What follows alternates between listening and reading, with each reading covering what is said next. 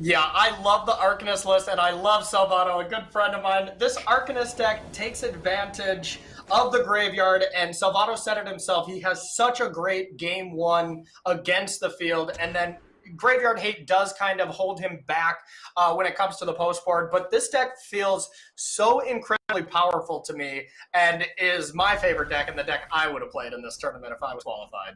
You know, I'm a little bit torn because I really do like this Arcanist list. I just think it gets a bit hosed by all the Graveyard Hate that's going around. Yes. Whereas with the Sacrifice list, you kind of don't care too much if your cat gets got. It's fine. You still have powerful Mayhem Devils. You got Collected Company you could play if you wanted to.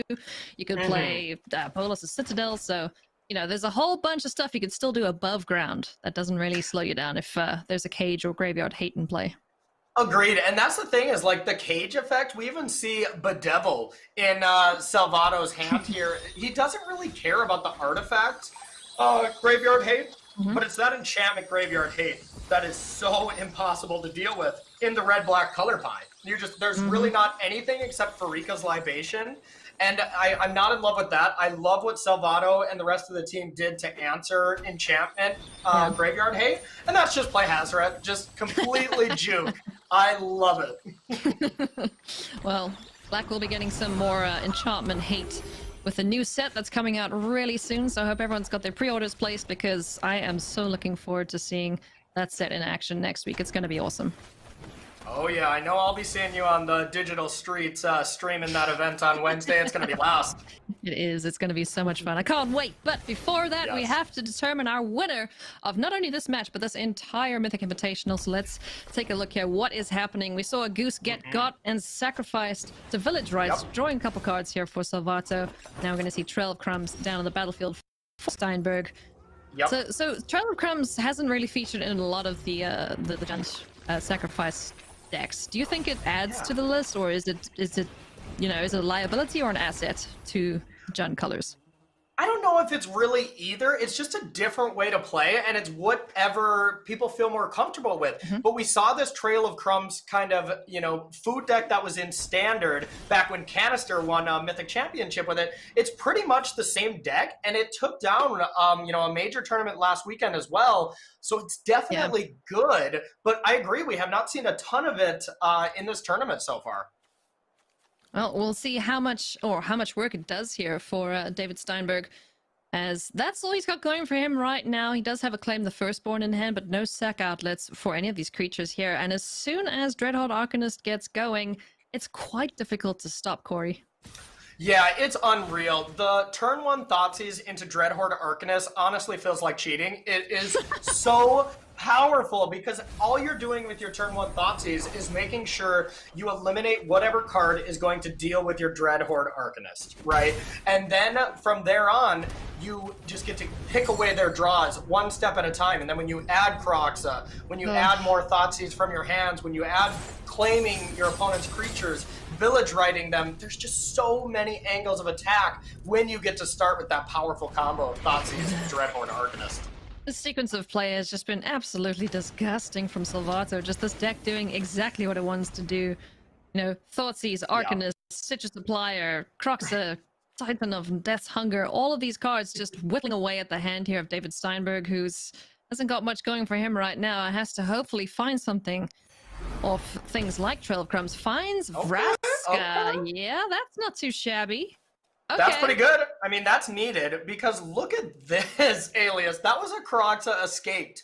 On turn 4, the literal fastest you can escape one of those powerful Titans just because of how, how synergistic Kroxa is with the rest of the deck, and mainly Stitcher Supplier. That card just enables the entire deck. We saw that card just be such a big player across so many formats over the last 5-10 years, and I honestly think it's low-key one of the best cards in this format. Oh yeah, for this archetype as well, it's just incredibly good. As I mean, look see at what more cards milled. Exactly. Look at what it's doing right now. We don't see another Arcanist or any super powerful creature in the graveyard, but think you can just village write this Stitcher Supplier again, Yeah. flip more cards. Let's say you hit a Dreadhorde Arcanist into your graveyard. You can claim it, fame it, and now you can bedevil that Planeswalker. This Dreadhorde Arcanist can bring back something else as well. And all of a sudden, you just have so much value going that it's just impossible for your opponent to overcome. Oh, man. It's absolutely backbreaking when it gets going, and you know it's eerily reminiscent of the Kethis combo deck once it starts doing all that stuff per turn. I mean, we're not doing anything smart here with legendary rules and Mox Embers or anything like that. We're just like, cool, I'm gonna sacrifice the thing, I'm gonna dump a bunch of stuff in the graveyard, I'm gonna replay things from the graveyard. It's utilizing all the resources so darn well, and that's what I think you and I both love about this deck. Absolutely. And I mean, when you're in combat as a red-black kind of aggro deck, and then you see that little warning come up, be like, you'll have to discard the hand size. That's a pretty good sign. That's a pretty good sign for you. That's a really good sign that your deck is doing very good things for you, friend. Yes. Oh man, this is so gross. Now we're gonna claim Croxa, Titan of Death's Hunger. Goodbye, Gilded Goose. Absolutely ripping apart David Steinberg's hand. John's sacrifice is usually impressive, but in this matchup, it looks like a tier B deck. It's just like 100%. And look at this. Claim actually went for a Croxa. Luis Salvatto could have just claimed back a 5/5 flying demon for 1 mana with the vessel in the graveyard, but just says, nah, I don't need that. These Arcanists will kill you eventually. Oh yeah, they're 100% gonna kill things here. Yes. So we've got Fame in the graveyard. We don't have another claim to Fame, so we can't do any shenanigans there with the 3-powered Arcanist. But we could just get Crocs out straight away, and, you know, Corvold can't come down right now. So goodbye, Corvold. Thanks for attempting to come. And I can't stress this enough as well, Alias. Luis Salvatto is leading the tournament right now at 9-1. David's still doing great at 8-2. But, you know, I mean, with a win here from either of the players, they got to start looking at those elimination rounds like, hey, I might be getting really close here. Yeah. Yeah, I mean, whoever wins this game is going to put themselves in a very, very big position to make it through to day number 3. As we see Croxa escape once again. Goodbye, Woe Strider. Let's fade oh, nice. God, that is just so mean. Oh, it's wonderful. Right, Thoughtseize. Goodbye, Corvold. You were our first target, but we'll get you this time, buddy. Yeah, you don't even have to with Croxa. That just activates, makes them discard.